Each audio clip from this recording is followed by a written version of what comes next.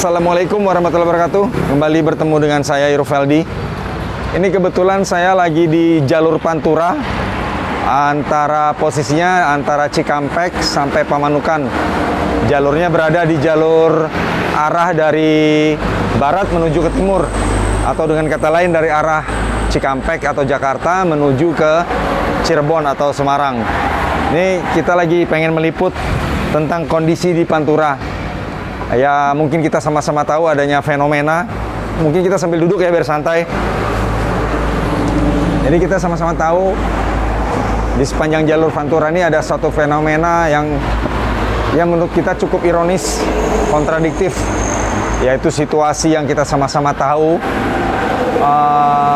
tentang kondisi ya kehidupan malam lah di sepanjang jalur Pantura. Nah, ini akan saya liput.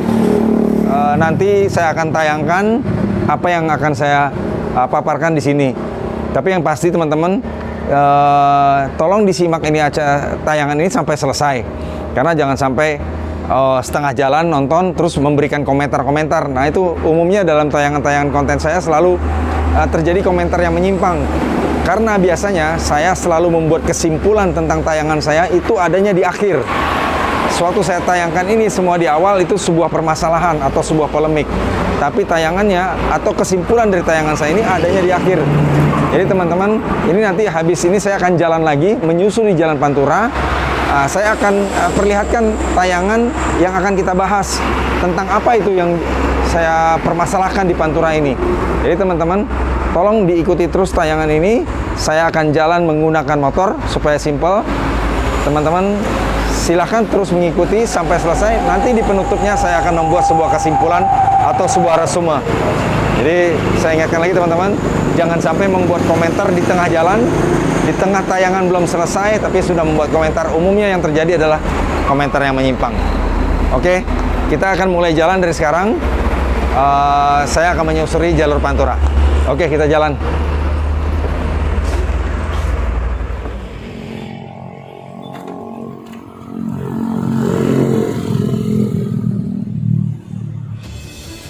Sebelum kita melanjutkan ke pembahasan tema berikut ini, jangan lupa untuk like-nya dan klik tombol subscribe. Terima kasih.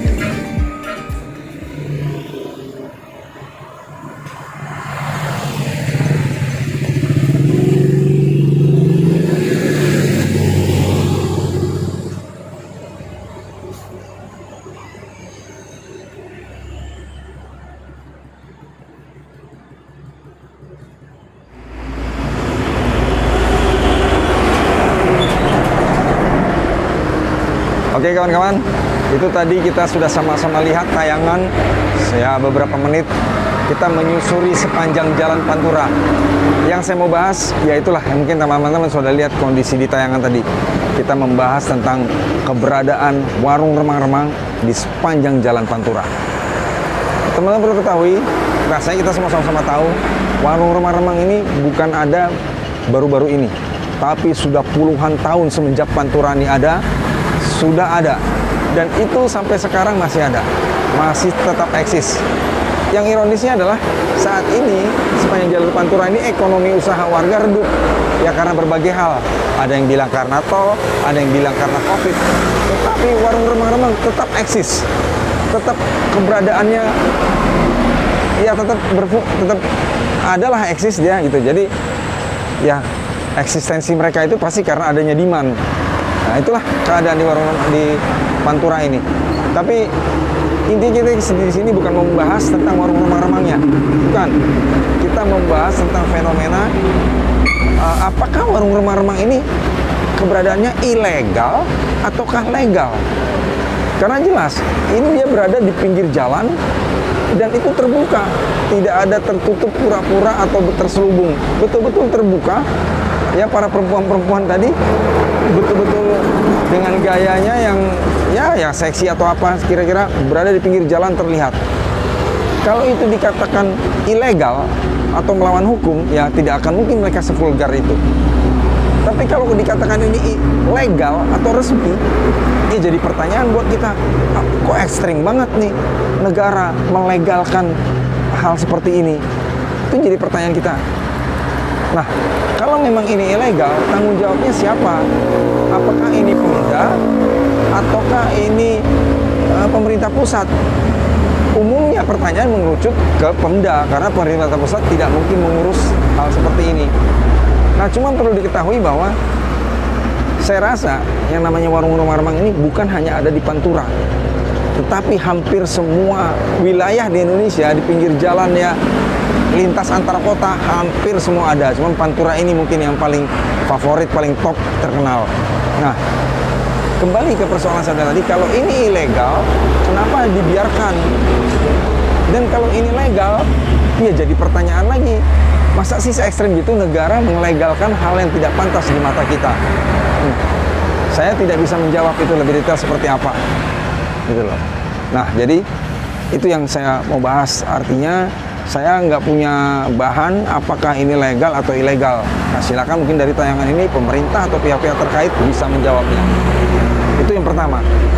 Yang kedua adalah kita sama-sama tahu sekarang ini marak, ya kita lihat di media mainstream, di televisi, sering terjadinya tertangkap prostitusi online. Ya ini warung-warung remang ini kita sama-sama tahu ya ini prostitusi lah gitu ya.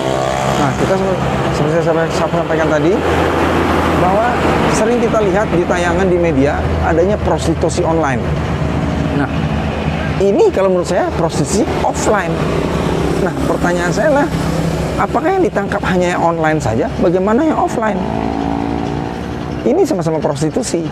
Apakah hanya yang ditangkap itu hanya prostitusi online, sedangkan yang offline itu adalah legal? Ya rasanya enggak juga gitu loh. Nah, ini yang jadi tanda tanya besar buat kita. Ataukah karena yang online itu sekarang lagi trending, istilah online lagi tren, atau juga aparat barangkali butuh sarana eksistensi, mohon maaf barangkali begitu. Nah, jadi online ini yang lebih muncul, ya nggak fair menurut saya. Kalau ini namanya prostitusi adalah berupa sesuatu yang ilegal, mau online atau mau offline, ya itu tetap harus ya dibasmi lah, begitulah kira-kira. Bagaimana kita udah senang saat ini prostitusi online gencar dilakukan oleh pihak kepolisian, ditangkapin, ya artinya dibasmi lah, diberangus. Nah, sementara yang online itu kalau frekuensinya menurut saya atau kuantitinya mungkin jauh lebih kecil dibanding yang offline.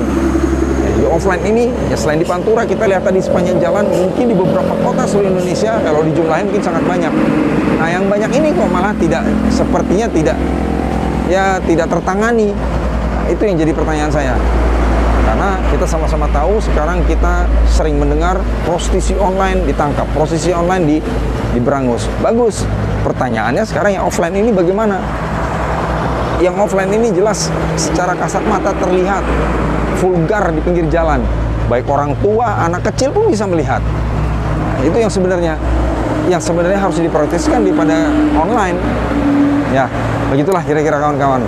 Jadi ada dua hal yang saya pertanyakan adalah apakah prostitusi pinggir jalan ini ilegal atau legal? Feeling saya mengatakan ini ilegal. Nah, tapi kalau ini legal, kok dibiarkan sudah berpuluh tahun ini? Bukan baru kemarin sore. Itu satu. Yang kedua adalah mengenai prostitusi online dan offline. Ini offline. Online itu ya kita sama-sama tahu melalui jaringan internet lah, pemesanannya begitu. Nah, yang offline ini ya kelihatan langsung lah di darat begitu loh. Nah, yang kelihatan langsung ini malah sebenarnya lebih vulgar. Ini pun kenapa tidak dihilangkan lah, diberangus, dimusnahkan gitulah kira-kira. Nah, oke. Saya tidak punya kesimpulan apapun.